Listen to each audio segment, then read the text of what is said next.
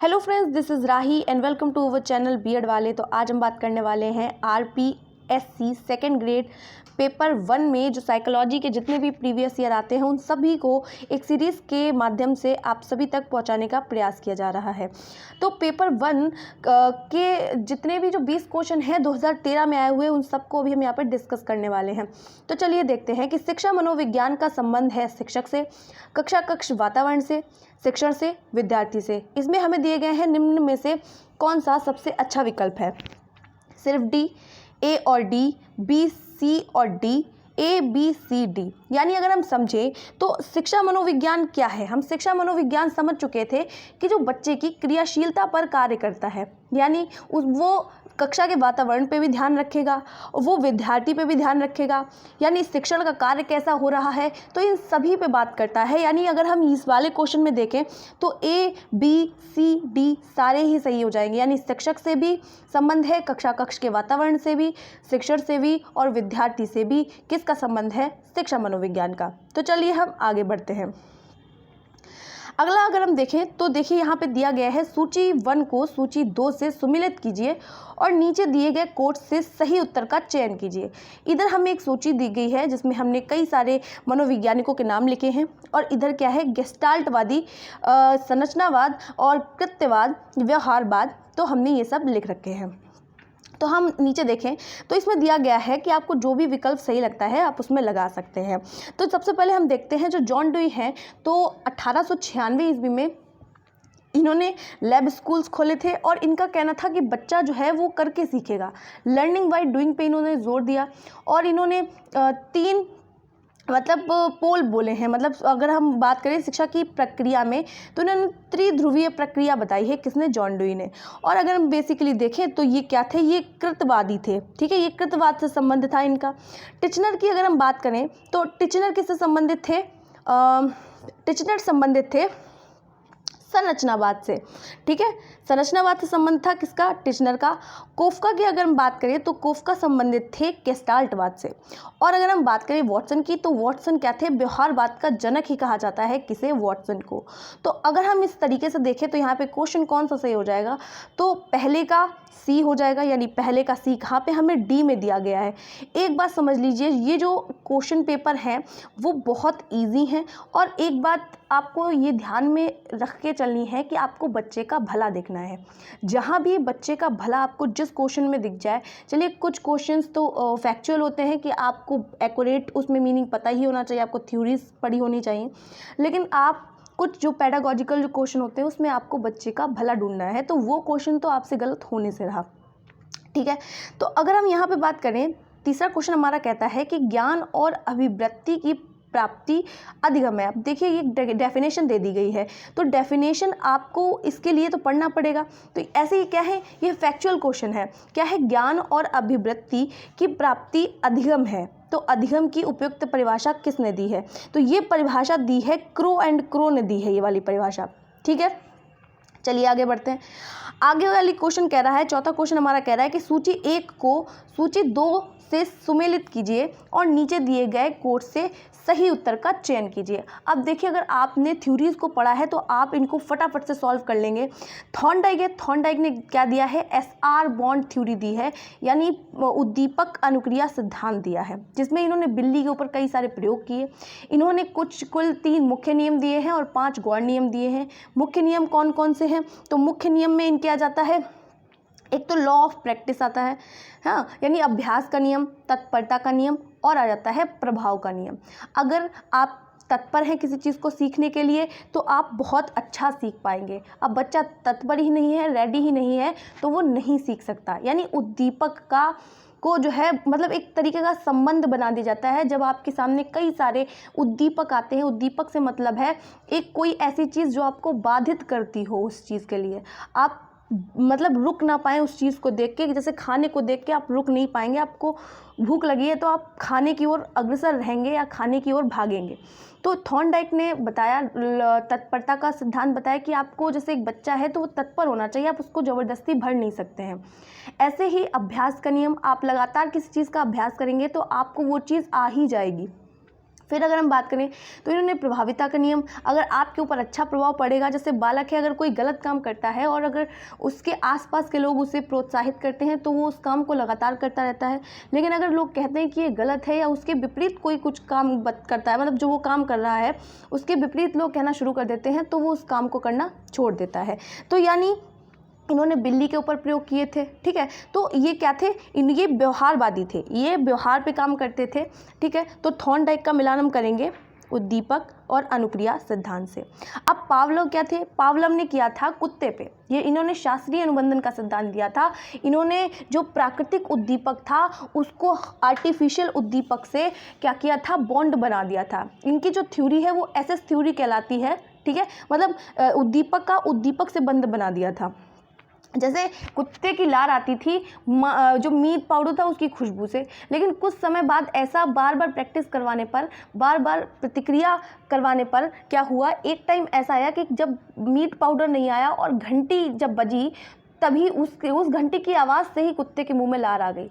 पहले meet powder से आती थी और फिर घंटी से आने लगी, तो ये क्या था, स्थानांतरण था, ठीक है, प्राकृतिक से आर्टिफिशियल उद्दीपक में। तो यानी पावलोव ने क्या दिया है, अनुकूलित अनुक्रिया का सिद्धांत दिया है, ठीक है। अगर हम क्लर्क हल की बात करें तो इन्होंने पुनर्वलन का सिद्धांत दिया है, ठीक है। अगर हम कोहलर की बात करें तो कोहलर ने सिद्धांत दिया है, अंतर्दृष्टि सिद्धांत दिया है। अंतर्दृष्टि इन्होंने चिंपैंजी पे किया था, ठीक है, प्रयोग। तो अगर हम देखें तो कुल मिला के कह सकते हैं कि पहले का डी हमें दिख रहा है दो में, यानी हम कह सकते हैं हम दो को ऐसे ही एलिमिनेट कर सकते हैं, बी वाले को और डी वाले को। ये तो भाई होगा नहीं। अगर हम देखें तो पहले वाले में डी दिया गया है, ठीक है, दूसरे वाले का ए होगा, यानी सी वाला हमारा ऑप्शन सही हो जाएगा क्योंकि दूसरे वाले का ए सही है, ठीक है। चलिए अगले क्वेश्चन पे चलते हैं। पांचवा क्वेश्चन हमारा कहता है कि अधिगम प्रक्रिया में सही कड़ी का चयन कीजिए। सही कड़ी के चयन की मतलब ये है, आप किसी कार्य को करना तब शुरू करेंगे जब आप मोटिवेट होंगे। सीखने की पहली शर्त ही ये कहती है कि आपका मोटिवेट होना बहुत ज़रूरी है। तो यानी पहला हमारा क्या आएगा, प्रेरक, उसके बाद लक्ष्य की प्राप्ति, फिर हम समायोजित करेंगे परिस्थितियों के साथ और फिर परिवर्तन होगा। तो यानी इसका जो राइट आंसर है वो हो जाएगा सी।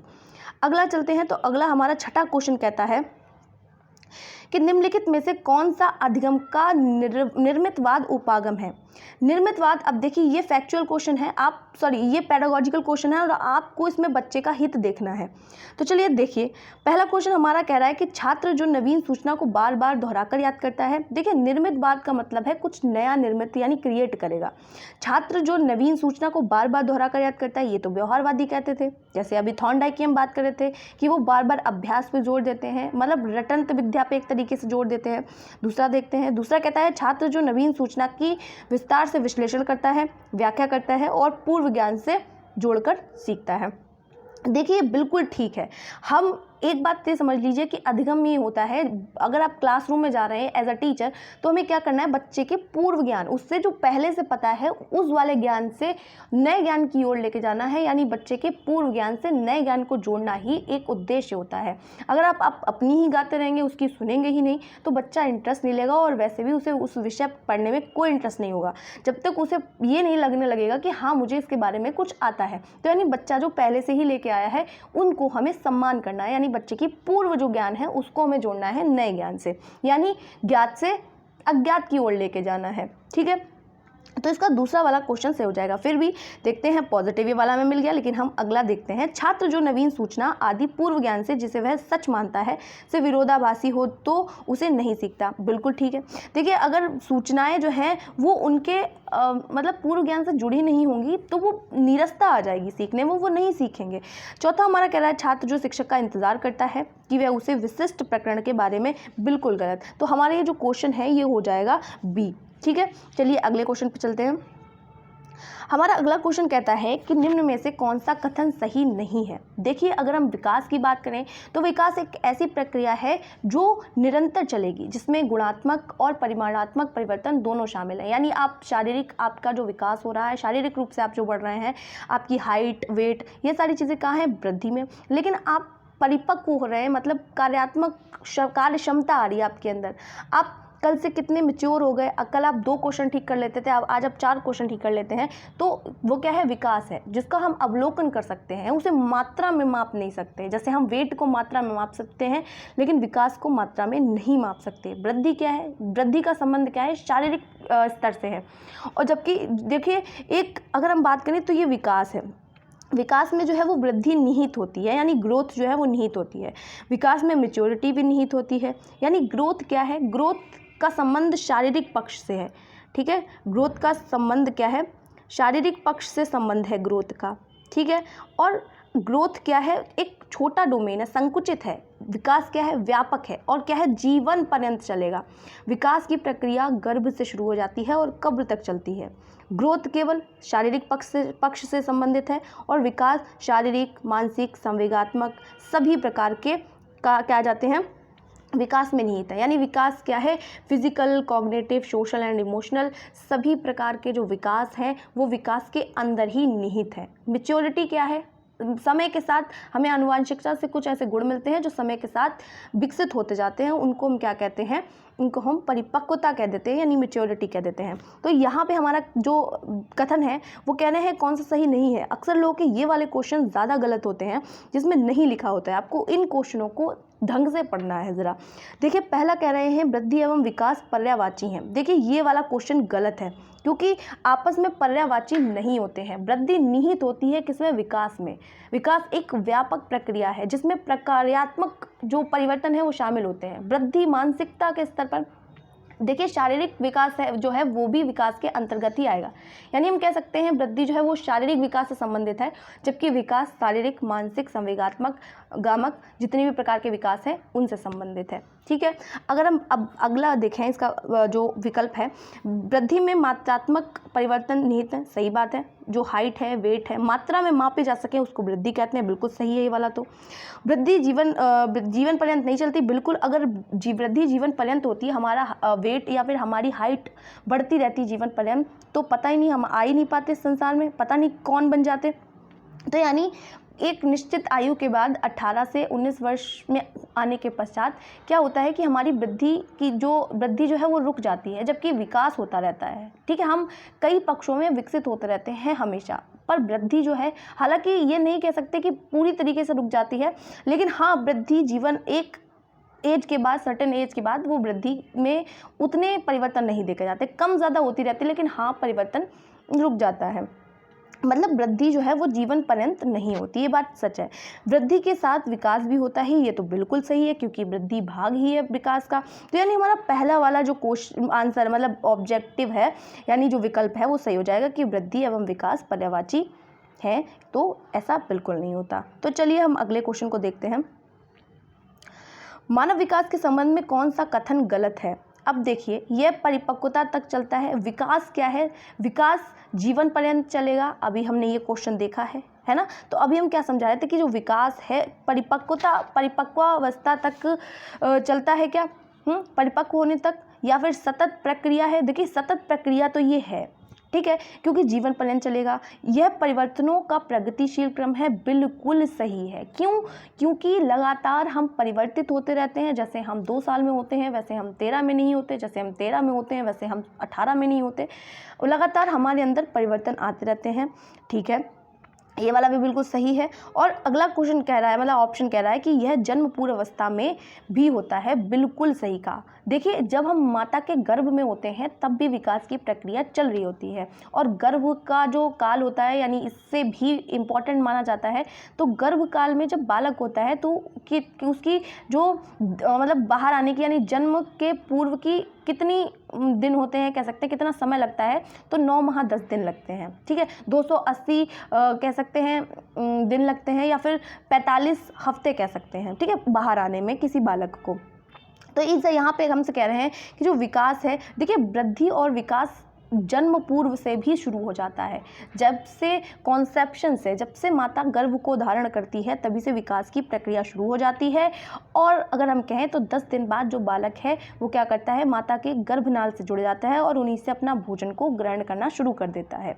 ठीक है, यानी जो विकास है वो कब से शुरू हो जाएगा, जब से माता गर्भ को धारण करती है। ठीक है, तो यानी इसमें पहला क्वेश्चन गलत हो जाएगा, यानी गलत कथन पूछा है। क्यों? क्योंकि यह परिपक्वता तक चलता है, खाली किशोरावस्था तक ही नहीं चलेगा, ठीक है, यानी हम मैच्योर हो जाएंगे तब तक नहीं चलेगा, ये होल लाइफ चलेगा, ठीक है। तो अगर हम अगला क्वेश्चन देखें तो अगला क्वेश्चन हमसे कह रहा है कि निम्न में से कौन सी विशेषता व्यक्तित्व को सीधे प्रभावित करती है।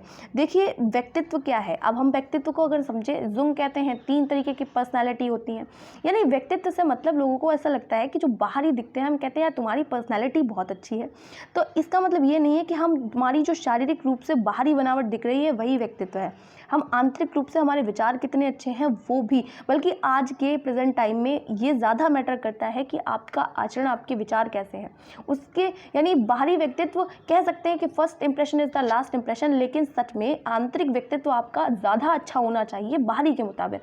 जैसे रविंद्रनाथ टैगोर जी हैं, महात्मा गांधी हैं, तो इन लोगों का क्या था व्यक्तित्व, यानी कुल मिला के अगर हम बात करें तो संपूर्णता होनी चाहिए, आप आंतरिक रूप से भी बेहतर दिखें और आप बाहरी रूप से भी आपकी पर्सनालिटी, आपका जो व्यक्तित्व है वो अच्छा दिखना चाहिए।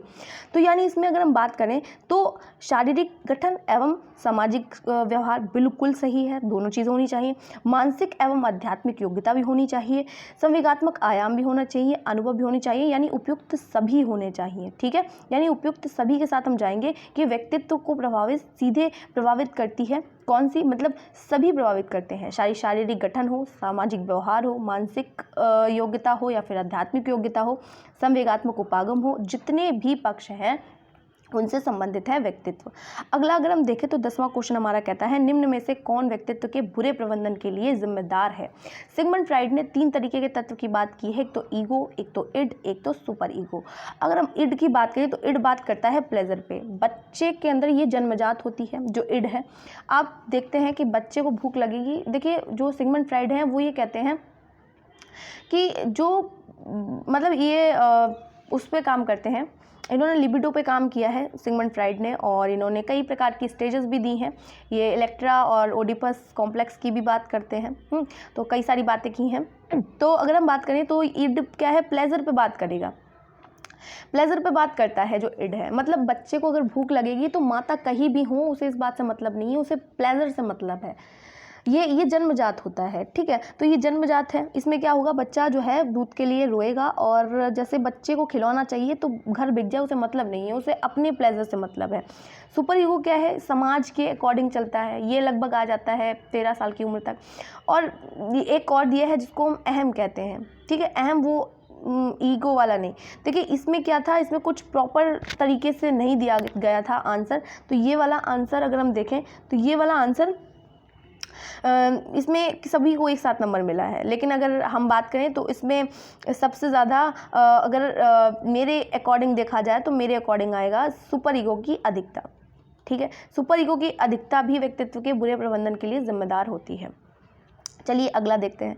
तो अगला क्वेश्चन हमारा कहता है बुद्धि का त्रिआयामी सिद्धांत। देखिए एक कारकीय सिद्धांत सबसे पहले हम बात करें तो अल्फ्रेड बिने ने दिया था, ठीक है, और अगर इंटेलिजेंस की बात करें तो बुद्धि की बात सबसे पहले किसने की थी, सर फ्रांसिस गाल्टन ने की थी, ठीक है, जिन्हें फादर ऑफ यूजेनिक्स भी कहा जाता है। इन्होंने सबसे पहले बुद्धि की बात की थी, और अगर सबसे पहले एक कारकीय बुद्धि की बात आई तो अल्फ्रेड बिने ने कहा, और इनके मित्र थे, ठीक है, इन्हीं के साथ में काम किया जो थियोडोर साइमन थे। और द्विबुद्धि की अगर हम बात करें तो किसने बात की, स्पीयरमैन ने बात की थी द्विबुद्धि की।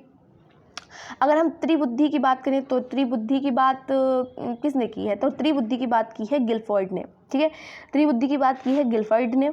और अगर हम बहुबुद्धि कारकीय सिद्धांत की बात करें तो उसकी बात की है सर गार्डनर ने बात की है। उन्होंने 8 तरीके की बुद्धि बताई है। उन्होंने कहा है ये जो बुद्धियाँ हैं कि मतलब एक दूसरे से स्वतंत्र हैं। 8 तरीके की बुद्धि है, पहली है भाषाई बुद्धि, तार्किक और गणितीय बुद्धि, सांगीतिक बुद्धि, स्थानिक बुद्धि और अंतरह और प्राकृतिक बुद्धि। कई तरीके की बुद्धियां हैं। इन्होंने 1983 ईस्वी में फ्रेम्स ऑफ माइंड एक बुक लिखी थी जिसमें इन्होंने ये सारी बुद्धियों की बात की थी। किसने, गार्डनर ने। तो गार्डनर ने 8 प्रकार की बुद्धि बताई हैं, ठीक है, यानी यहाँ पे अगर हम क्वेश्चन देखें और भी थे। विलियम स्टर्न ने 3 प्रकार की त्रिआयामी बुद्धि का सिद्धांत दिया है, और लुइस थर्स्टन ने बात की है, 7 प्राइमरी मेंटल एबिलिटी की बात की है, ठीक है। तो ये सारी चीज़ें हैं। यहाँ पे फिलहाल आंसर या क्या हो जाएगा, हमारा सी हो जाएगा, यानी गिलफर्ड ने त्रिआयामी सिद्धांत दिया है, ठीक है। तो चलिए अब हम अगला देखते हैं।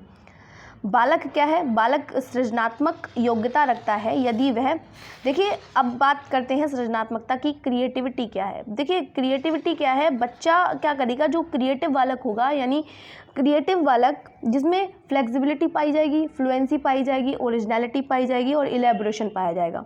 यानी क्या है ये, देखिए बच्चे के, देखिए अब यहाँ पे पेडागोजिकल क्वेश्चन है।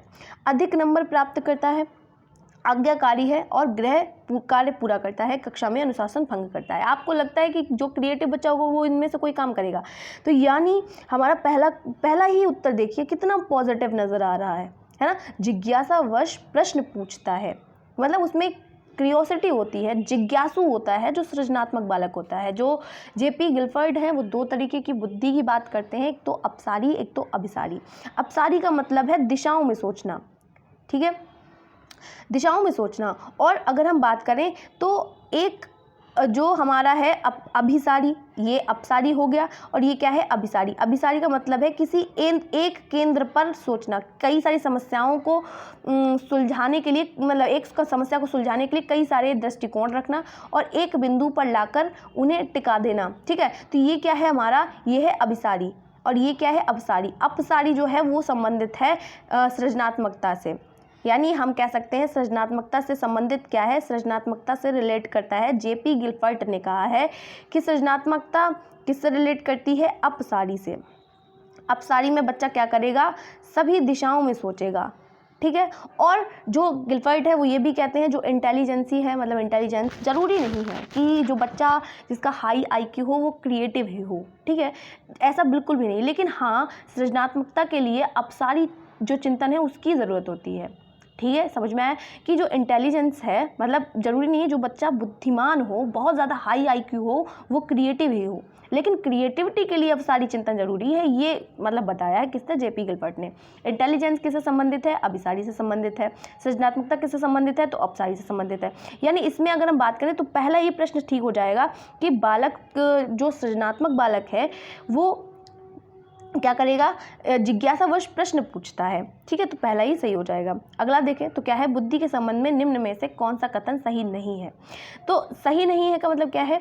बुद्धि वंशक्रम और पर्यावरण की देन है। बिल्कुल, हम प्रोडक्ट हैं किसका?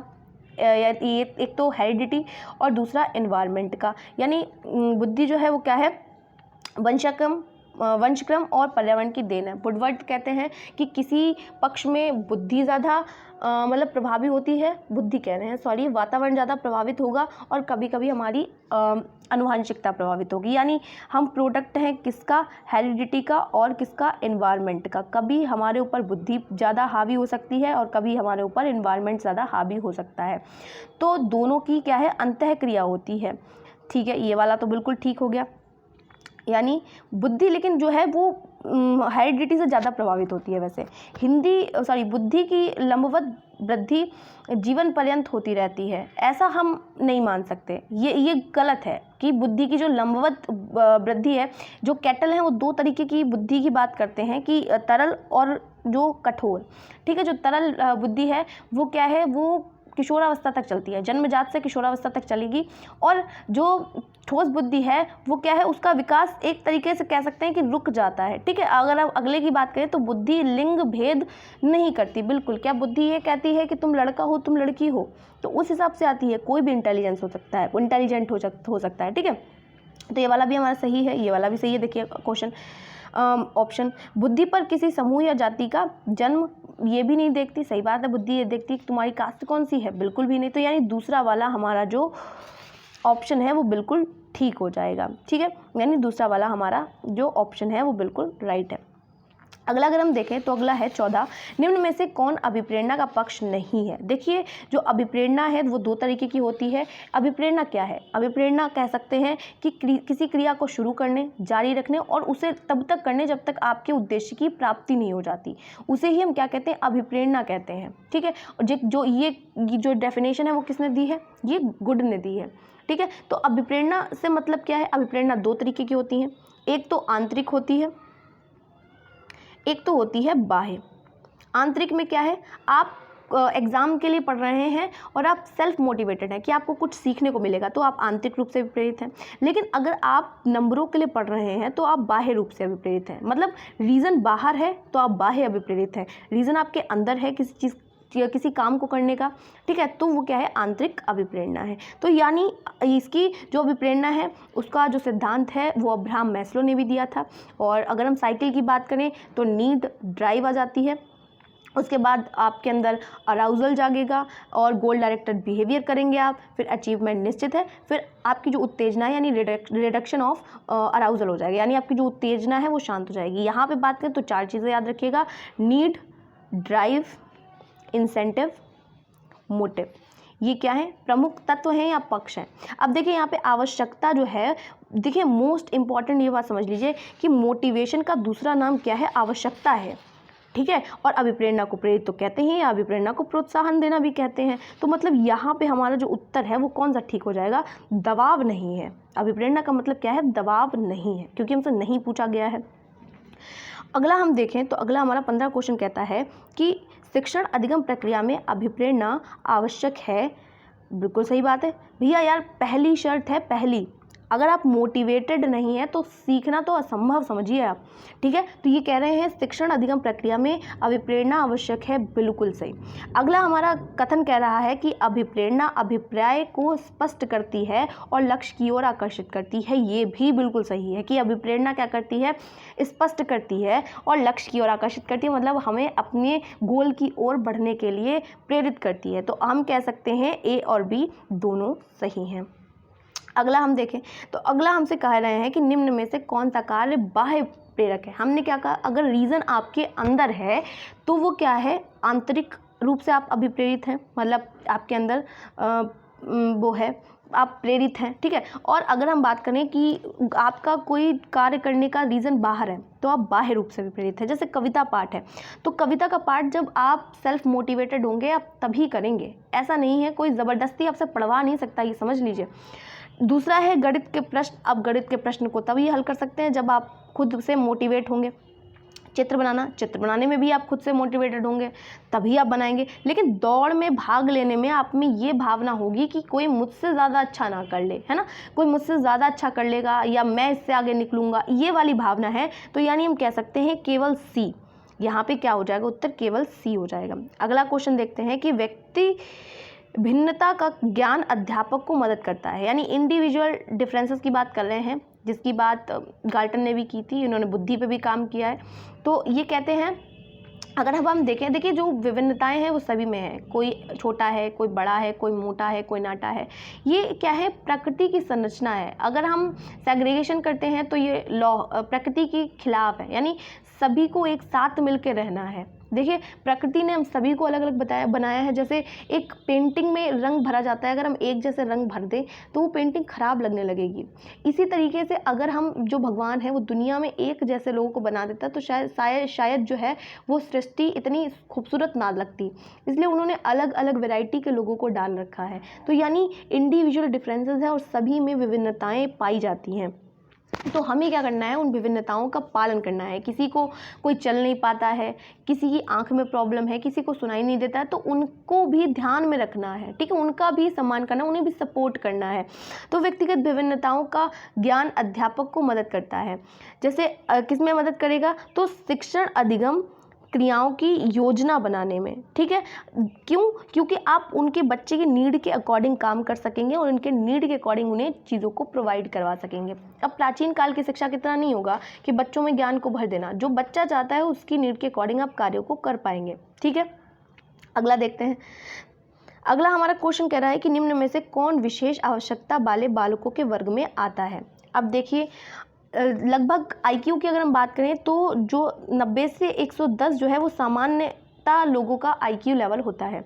लेकिन अगर कोई बच्चा 90 से 110 के बीच में नहीं आता या किसी बच्चे का आईक्यू जो है वो इससे ज़्यादा है, मतलब 140 है या इससे कम है, 70 है या इससे कम है, या कोई शारीरिक रूप से मानसिक रूप से पिछड़ा वर्ग है या फिर सामाजिक रूप से अक्षम है, मतलब सामान्य बुद्धि वाले बालकों को एक तरफ रखते हैं, जिनका एक समान आईक्यू है 90 से 110, उनको तो एक तरफ रखेंगे। इसके अलावा IQ 110 से जिनका ज़्यादा होगा उनको भी हम विशेष बालकों की श्रेणी में रखते हैं। और जो रिटार्डेड हैं, जो कम बुद्धि है या मानसिक स्तर में पिछड़े हैं या शारीरिक रूप से अक्षम हैं, तो उन सभी को हम विशेष में रखते हैं। यानी जो बाल अपराधी हैं उनको भी हम विशेष आवश्यकता वाले बालकों की श्रेणी में रखते हैं, यानी विशिष्ट बालक कहते हैं। यानी इसमें सारे ही सही हो जाएंगे। विकल्प की प्रतिभावान, मानसिक रूप से पिछड़े, शारीरिक रूप से अक्षम, सामाजिक रूप से अक्षम और उपयुक्त सभी, तो उपयुक्त सभी ही हो जाएंगे। अगला अगर हम देखें तो अगला क्वेश्चन कह रहा है कि निम्नलिखित में से किस में अनुदेशन सामग्री की अधिकता होती है। तो इसमें किस में होती है, तो सबसे ज़्यादा अनुदेशन यानी इंस्ट्रक्शन की ज़रूरत होती है संसाधन इकाई में। ठीक है, अगले क्वेश्चन पे चलते हैं। अगला क्वेश्चन हमारा कहता है कि छात्रों को मानसिक रूप से स्वस्थ बने रहने के लिए विद्यालय प्रशासन को कौन सा तरीका अपनाना चाहिए। आप देखिए, पहला ऑप्शन कह रहा है कि घर पर अनुकूल वातावरण देना। भाई जब बच्चे को घर में अच्छा वातावरण मिलेगा, चलिए ठीक है, लेकिन विद्यालय प्रशासन को कौन सा तरीका अपनाना चाहिए ये बताइए। तो क्या है, विद्यालय प्रशासन का घर से क्या संबंध है, तो पहला वाला तो गलत हो गया। दूसरा कह रहे हैं बच्चों के मित्र पर निगरानी रखनी चाहिए, ये भी बिल्कुल गलत है, क्योंकि आप प्रत्येक बच्चे को जानेंगे ना, प्रत्येक बच्चा क्या चाहता है उसके अकॉर्डिंग काम करेंगे। नियमित परीक्षण करवाएं, ये भी गलत है। यानी शिक्षण की उपयुक्त विधियाँ, आप बच्चे को जो जिस तरीके का, किसी को सुनने में दिक्कत है उसको उस तरीके कैसे ट्रीट करेंगे, हर बच्चे को उसके नीड के अकॉर्डिंग चीज़ों को प्रोवाइड करवाएंगे, जिससे कि प्रत्येक बच्चे का मानसिक रूप से स्वस्थ रहे। और विद्यालय के प्रशासन को मतलब लचीला बनाएंगे, कठोरता नहीं होनी चाहिए। ये न्यू एजुकेशन पॉलिसी भी यही कहती है, NCERT 2005 भी यही कहता है। ठीक है, तो ये टोटल आज के जो क्वेश्चन थे वो थे 2013 के।